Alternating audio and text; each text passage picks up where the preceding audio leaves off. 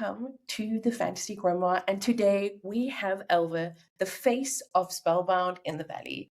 Welcome, Elva. Thank you, Stefanie, for having me. I'm super happy to be here. Many people might not know this about you, but you are a tattoo artist by day. Like that is your bread and your butter, your trade. How do we get from being a tattoo artist to Spellbound in the Valley? I feel like that must be a journey. It's kind of a simple story. I mean, I got back into reading and I just forgot how much I loved it. You know, like when you're a kid, you get to read because, like, either you have your class assignments or, you read a classic book that is popular. And I was always a reader. When I was super young, I was a writer. Like, I wrote poetry. And as an adult, when I went to college, I'm a historian. That's my other, that's my other is I'm an art historian. So like I've always loved to read, and I got back into reading and I just remembered how much I loved it. And also I could appreciate it more because the stories connected more, especially when you're exploring genres like fantasy or like sci-fi or romance itself, the stories connect more. So I got super back into reading. Like, girl, my TBR is terrible. And my pup. I've been doing tattoo conventions for 9-10 years on the road traveling, and I started seeing book cons pop up, and I was like, oh my God, I want to go. But it's the same weekend as like this other event that I have to judge at. I can't be in two places at once. So I just felt like that was somewhere I really wanted to be. So I had my assistant reach out to a couple cons and ask like, hey, would Elva be able to tattoo at them? So she sent out emails and asked like, hey, would it be okay to have a tattoo artist? She'll make bookish flash and stuff like that. So I did. I designed little bookish flash tattoos, and we figured out what we needed to do from licensing, permits, and stuff like that. And that's kind of how I got translated my tattooing into the book world.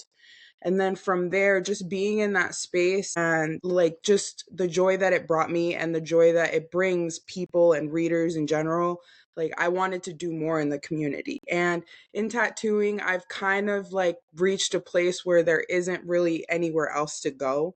For me personally, like I've been on TV, I've won the trophies, I've tattooed internationally, I have the clients. So there isn't anywhere else. They're like the up I is there, like could I be the best in a certain style? Sure, but what does that give to the community? I'm in my educator phase with that career. So with the book community, I felt like there's just something different and more magical. And obviously I'm neurodivergent, and it's a very large neurodivergent community. And I felt like I could just do more, especially when it comes to remembering these books that we love.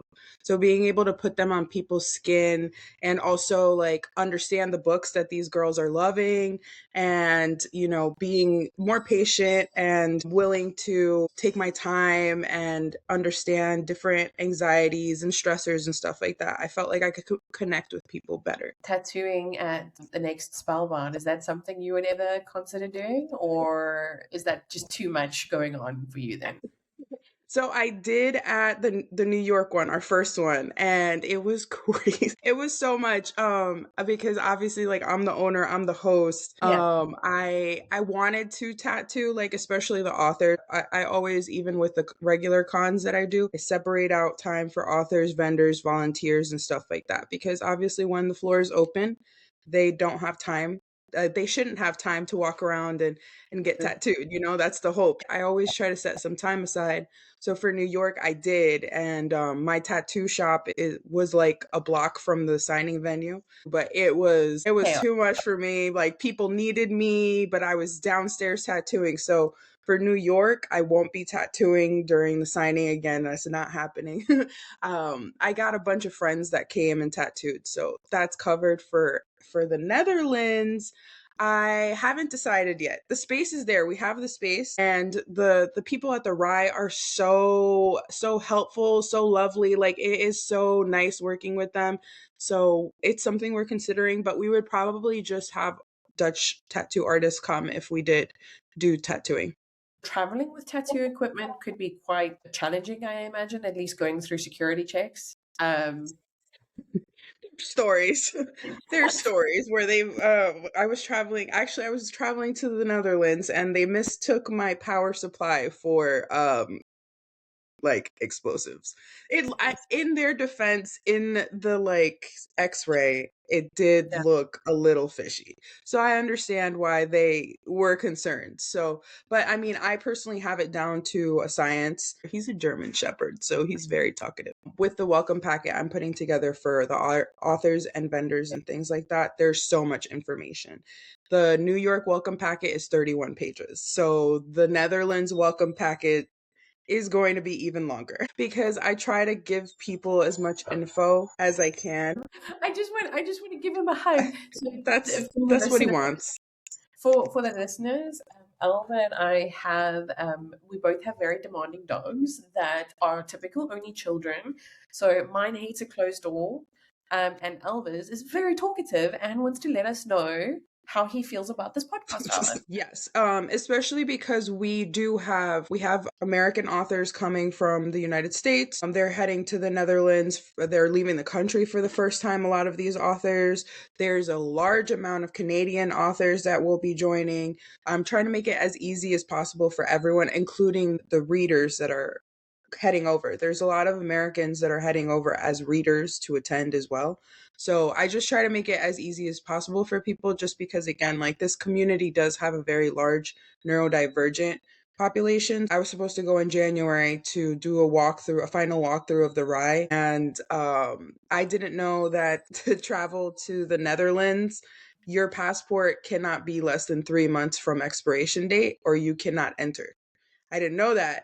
And my passport was 1 day shy. So when I got to the airport, they said, no, no, you are not going anywhere. So I had to find that out the hard way. And I have traveled. So Spellbound is in New York. I don't know if I'm saying it right. Poughkeepsie, is that how I say it? How do you get to the Netherlands? Like, what inspired you to be like, hey, let me take this up a notch and let me not even focus on another state. Let me focus on another whole damn country. Like, what was the thing there? First of all, excuse my language. Go for I'm it. bipolar, so I do what I want. And then number two, I am a Scorpio, so I super do what I want. But no, I have been to the Netherlands. I've been to Amsterdam for the tattoo convention, and it is one of the countries that I love the most, especially early into my travel to Europe. What was so amazing was that everyone was so kind and so helpful. It doesn't hurt that everyone speaks English. I felt like it was a great country in terms of just like kindness and accessibility for people, especially because there are bicycles, there are trains, like there's a lot of transportation systems in place that would make it less scary for people who've never left. Because the reality is, I think like maybe 60 or 70% of Americans never leave the United States.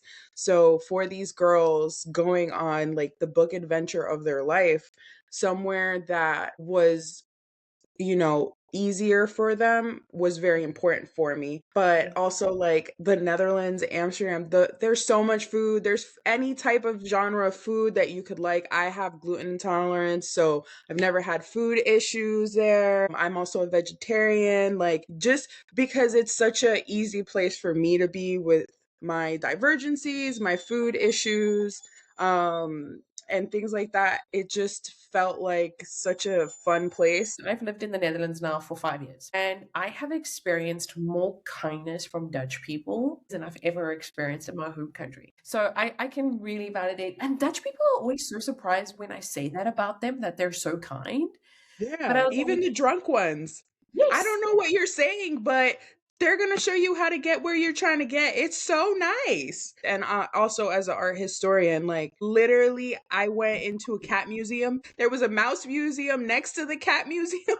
So it's just super friendly. And then I marketed this show as a mood reader festival, but then also I specifically chose July so that way any authors who have children, they can make this a family adventure, like if your husband takes the kids to do museum related things while you're signing.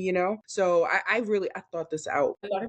A lot of people don't realize that summer in Amsterdam, and I know everyone wants to go to the Mediterranean, myself included. It's so nice there. Amsterdam summers are fucking magnificent. They're What so beautiful. and this is a recommendation for anyone that goes to Spellbound.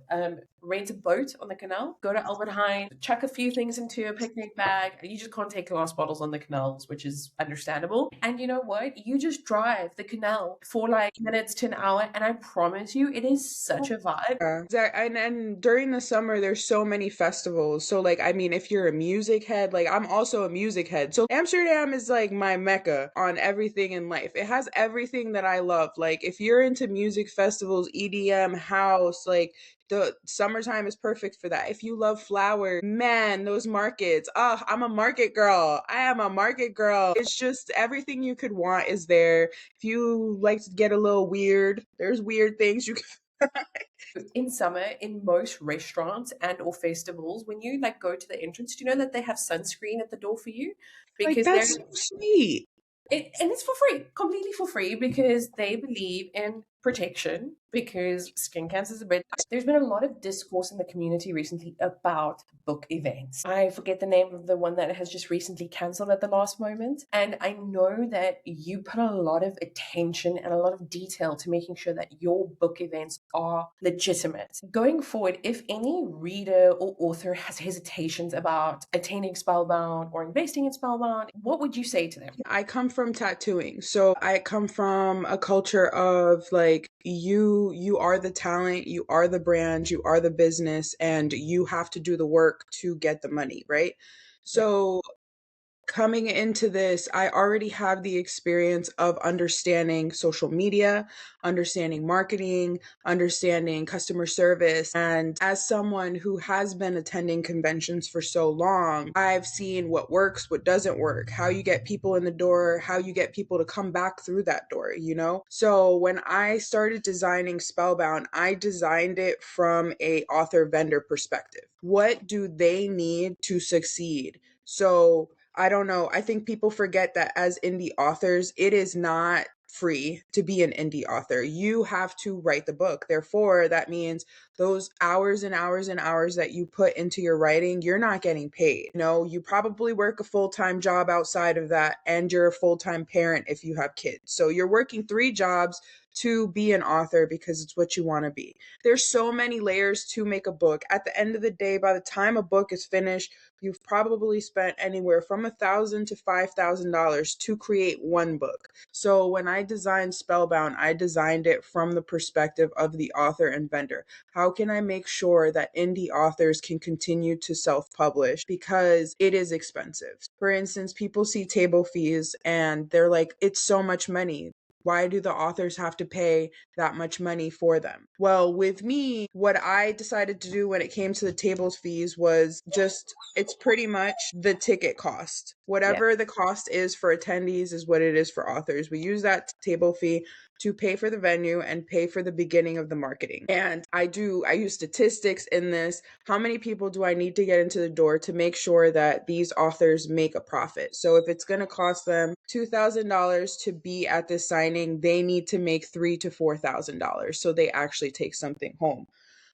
And then as a reader, what can I do to make sure that you have the best time, the best accessibility to all of these authors? So like we do extra add-on events. And again, all of that goes into the cost of doing these things. Year one, Spellbound in New York, we had a dinner party Friday night. So we like worked with the local bar, we had catering and things like that, burlesque performer, DJ. Then Saturday night, we had a costume party. It was open bar. So like, you know, everything, all of the money goes back into the business. Year one, I was super in the red. There was no profit, and I'm cool with it because I did it exactly how I wanted to. Year two, we're having a masquerade ball at a wedding venue. It's $100,000 wedding venue that we're using for a masquerade ball. So I try to make this an experience for readers while making sure that my authors and vendors make a profit and that they also are able to get more exposure. So I just really approach this not just as I want it to be fun. Like, I want it to be fun. But I really did tackle this as a business person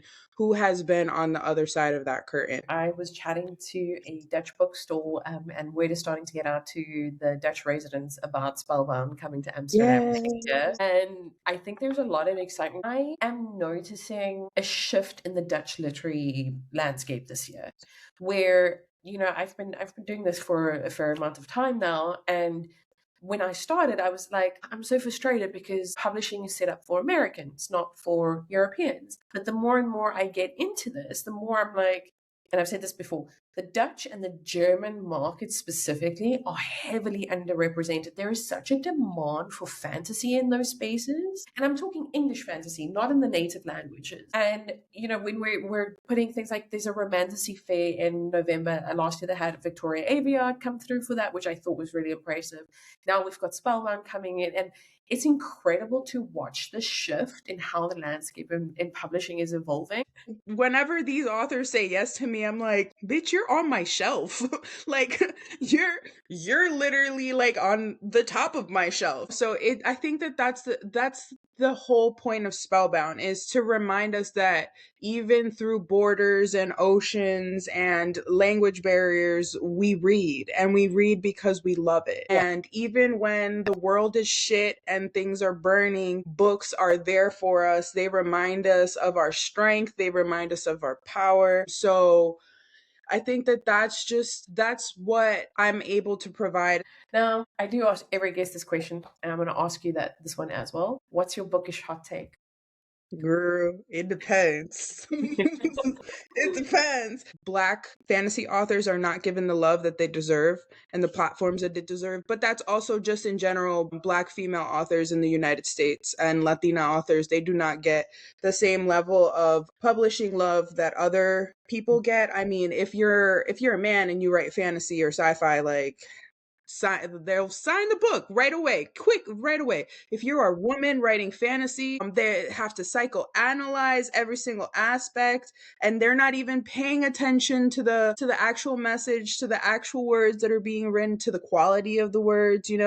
And I definitely feel like, especially the fantasy space, and then also right now, there's a huge conversation about women in horror. Why is it women in horror? Why is it not just horror authors? Like, why does it have to be women in horror and men in horror? They're just as talented, they're just as spooky, they're just as fucked up. Aside from the obvious criteria, which we can see with Spellbound, where you have romance as a requirement and or fantasy branching into dark fantasy, how do you go about selecting your authors for Spellbound over and above those things? Well, so Spellbound in the district is actually supposed to be a mood reader's mecca. I'm a mood reader girly. So I just feel like I'm not a box person. I don't like boxes. I never liked boxes. I was a trapezoid. So obviously the main genres at the moment um are predominantly fantasy and romance, but we do have sci-fi. I'm actively looking for my horror people because, again, I want people to remember, like, we are still a community, but it's for the mood readers. So that way everyone can experience a little bit of everything and enjoy all of it. But for the criteria, I will say it is about 70% indie and 30% trash. That Yeah. Yeah, I go through, and my process of vetting is crazy. Is a little aggressive. I go through, I look at your Instagram, your TikTok, your threads, your websites, your your Amazon reviews, Goodreads reviews. I try to find out who these people are to be able to give them the platforms that they need, and then also learn how to market them, how to help other people find them. It's mainly just, are you a piece of shit or not? I mean, No, it's no, fun. no, no. But in layman's terms, no. But it's just, I really wanted to focus and make sure that indie authors get the front lines. And then yeah, we razzle dazzle some bigger names in there because it helps. Like, it does help sell the events, because at the end of the day, it is still a business, and I am still trying to make sure that, especially like the authors coming in from overseas, because a lot of them are so many are, they're gonna spend several $1,000s just getting there, staying there, and getting their books there before. I mean, the bonus is that they get to adventure this beautiful city afterwards. So it's a little vacay too. The criteria is just, do you love what you do? Do you use AI? If you use AI, it's a hard fucking no. AI has no place in Spellbound. It's actually in our clauses. Like, it is hard no, whether it's art, whether it's your writing, whether it's your editing services. It is no. Do you know that I recently had to put a clause into my ARC team applications where my cover designer, she flagged this as a potential issue. People are taking book covers and feeding it into Gen AI for organizational purposes. For example, use this book cover to create 30 days of content centering this. And my book cover designer actually had to flag with all us authors now that it becomes our responsibility, because if that happens, then we're actually breaking the terms of service with her as a creator. And that Yep. was a huge lesson for me because I didn't even think of that. And now I'm actually having to flag it with all my ARC team users. And if someone like asks me for my covers, I'm like, cool, you're not going to even fucking look at Gen AI with these covers, because guys, like, Yeah. that's how serious it's getting. Yeah, because exactly what you said. You have a contract with your cover designer, and their contract states it. So therefore, it puts you liable for that in that situation. It's just, I think that people don't understand the ins and outs of everything that's actually involved in this world. Yeah. So they think it's black and white, and it's like, no, there's reasons why certain things happen. There's reasons why certain conversations need to happen, and there's also reasons why these conversations don't happen out loud. Yeah. There's contracts, there's morality clauses, there's NDAs. It's I think it's just because people don't typically have get to see behind the curtain. What is one thing you wish readers knew about what goes into organizing a con? Like, so we've spoken about costs, we've spoken about how you select authors. It's very clear to me that you're doing this because you're very passionate about reading and how that looks like. You've put your two loves together, basically. So, is there anything else that you would want readers to know when they're attending a book convention? Patience with us. Like, it's hard. It's such hard work. Even me, having come from conventions for a very long time in my career, it's still so hard. Like, there's so many moving parts. Our first year for New York, we originally had, I think, like 55 or 60 volunteers, and 32 showed up. So we had to still function like there were 50 plus volunteers. Things didn't happen on time like they needed to, or like, lines got a little messy, stuff like that. It's have patience, but also vet your events. Um, I think that number one red flag that anybody should be looking for when going to an event is, do they use social media to promote their events? If an event gets posted, whether you're an author or a reader, and they're not using Instagram or Facebook or ads or sending out newsletters or have an active website that is being updated often, that is a red flag. There's something wrong there. This is basic stuff that should be happening. How can you market an event and make your authors happy if you're not posting them? How are the readers supposed to know who's going to be there if you're not posting them? So for readers, I always just say, like, please, like, remember to be patient. Like, everyone is doing their best with everything that's going on in the world. Lineups change. I know it's super disappointing when someone buys a ticket expecting to see someone and then they have to pull out. That could be personal reasons, that could be contract issues, things like that. So just keep that kind of stuff in mind. Bring a portable charger, make friends with another book girl because they might save your life. I've found some of the nicest people in this community. I had been at one of the biggest dumpster fires in the United States as a tattoo artist. I was Yeah. at an event called A Million Lives. It went viral. That's what we're talking about. I was the tattoo artist. I had no electricity. The only reason I was able to continue to tattoo was because a book girl had a portable charger. So I was able to plug in my battery packs to her portable charger to continue to tattoo. Like, this community is filled with some of the best people I've ever met. Some of my best friends now, I've met them as readers, and now they're behind the curtain with me doing things. So it's a beautiful space to be part of. You just also have to set your boundaries. Remember that authors are still people. You cannot make a book with every attending author's most negative left review and ask them to sign it. That is unacceptable. Authors are still people, vendors are still people, they are still human beings. And in a space where we read because we love, we should be treating each other with kindness, you know? I like to analyze stuff because that's just how my divergencies work. But I try to understand from all the sides. And I think that the rise of book talk and books in general happened obviously during COVID. We were all home. We finally had time to read. We finally had time to write. We finally had time to create. And it gave voice to the voiceless because the majority of like romance book talk readers are women. And so we are presented with this space where now your opinion matters, your reviews matter. And I think that sometimes people forget, like, hey, like, sis, if you don't like the book, just don't read it.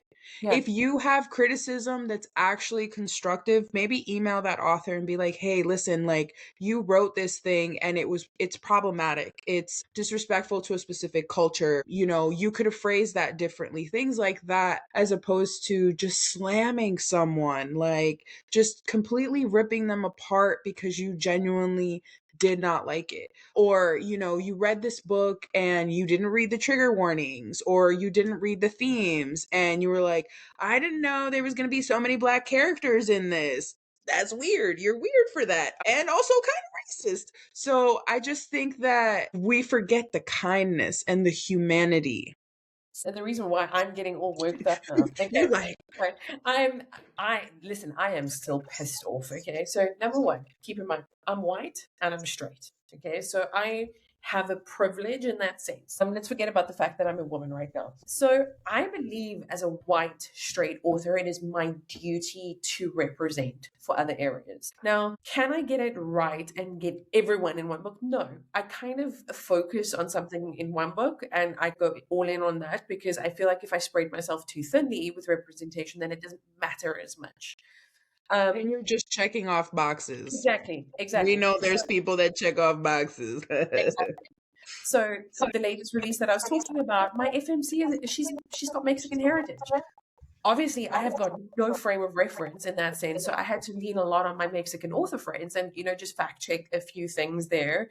And in my other series, I specifically say lesbian main characters. So there's four main characters, and there is a woman on woman sexy in the book. Do you know that a reviewer went in and flagged that as a potential content warning? Because I there's lesbians? was I was fucking livid. I was like, okay, so you didn't care about the man and the woman fucking on the office table. So Yeah. that's not problematic. I was like, if the woman on woman scene is problematic, then the other one is problematic as well. Yeah. You cannot put one into the one category and the other. And I get very rageful about that. Yeah, I mean, absolutely. Especially when I think of books before and now. And I mean, there's authors that have always, when they've had certain types of content, put in content warning and triggers and stuff in their books. I think it's just the norm now Yeah. is listing those things because I don't know if a book is being marketed as a poly book. At some point, he, she, they, them, they're all gonna fuck, sis. That's what they're gonna do. Thinking Den of Vipers is gonna be about snakes.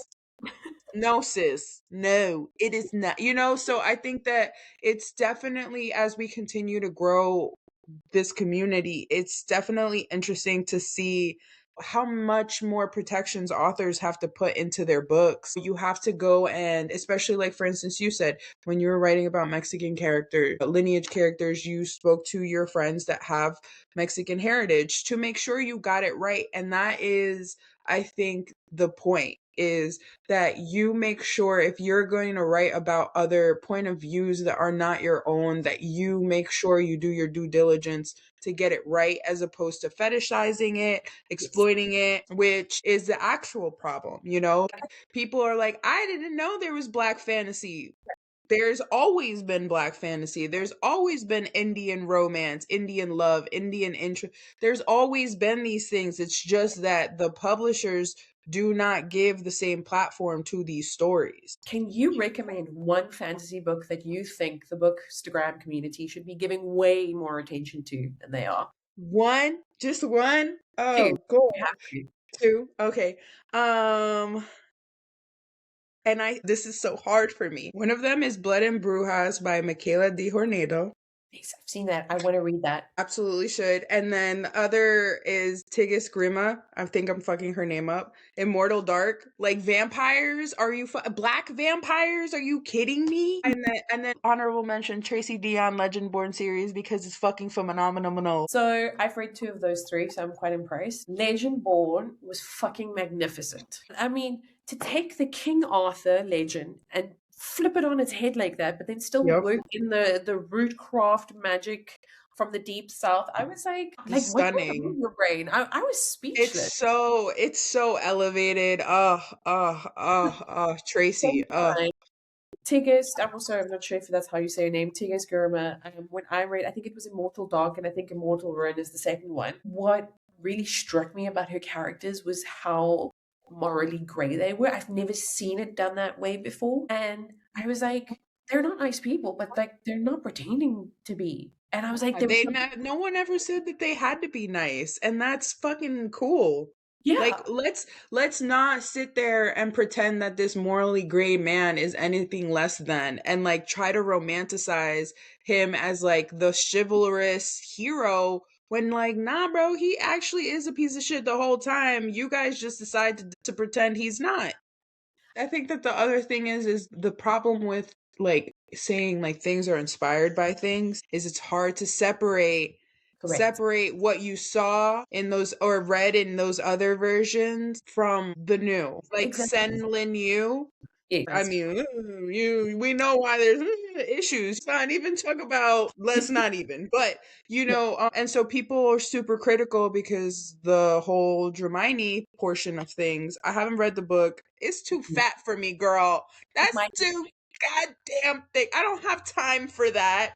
But the trad version, I guess, fully like shifts more out of it. So, but people aren't able to separate the part of it from the writing part of it. And using those marketing tactics could be to your positive, but it could also be super detrimental to the storytelling portion and how people take it. I fully agree with you, and that's why I've always been so intentional with my comps because I think we do kind of create this own expectation. It's also the same concept of where when you're writing a series, right? Let's look at a trilogy. You start the series off with a bang. Everyone's like, "Yeah, I'm in for this ride. Let's see where we go." Book two, you either love it or you hate it because people build up their own idea of where the story could go, and then when they read it and it doesn't match what they had in their head, oh, I hated it. So Yeah. it is a weird kind of expectation, and it's such a tricky balance to maintain. It's like when I talk to people about Red Rising, Yeah, they either love it or they hate it or they've never read it or they want to. And yeah, I'm like trying to think of like things to be like, well, it's like this, and this put together, yeah, but not. yeah. It's like you're either like super into it or not. And it's like Hunger Games and Divergent and Star Wars put together. So either those words make you be like, or you're like, that sounds like real fucking nerdy, Elva, you know? To ask best and worst moments of Spellbound so far for you. Best was walking my mom around the convention center. But then also, it was like just in general, everyone's shock because, like, obviously, watching me plan and like even my own team, like working on things, planning things, and doing things versus like it being fully like open and everything, they're like, holy shit, like, this is crazy, you know? So just like the joy of everyone like being like, wow, like you did that. That's so cool. And people just like really like they would come up to me and be like, oh my god, thank you for doing this, like thank you for making us feel seen. Worst, oh my god, the fire alarm went off, girl. The fire alarm went off. I was straightening my hair because the fire alarm had gone off in the hotel next door, but the firefighters, not bad to look at. That was a plus. That was a plus. the police here in the Netherlands. We have this running joke that there is this requirement where you can only join the police force if you're hot. I'm talking about when I'm watching this beefy, tattered up man with like this buzz cut, and I'm just like, hi. Yeah, Um, and I have seen some women that have made me question my sucker sexuality. for uniforms, you know, sucker. It's just And that's like, a man in a man or a lady in a uniform is just hot, like because you know them police baddies, they look real nice in them police pants. They're little thick amen. old booties. So as we wrap up, we've got Spellbound in New York this year. We've got Spellbound in Amsterdam next year, and Spellbound in New York again next year. Yes. I mean, that's quite a bit already. But is there anything else we can expect next from you in this whole Spellbound journey? So our international show will actually alternate between Amsterdam and Canada. That's so cool. Oh my god. Yes, yes, yes. I mean, I because again, like I want to continue to spread the vibes of the community we're building, and I'm also trying to take into consideration logistics for people. So like West Coast American people coming to the New York show, it's expensive for them. West Coast people trying to get to the Amsterdam show, it's expensive for them. I'm trying to build this community as much as I can. I have been asked to do a show in Mexico. I have been asked to do a show in South America.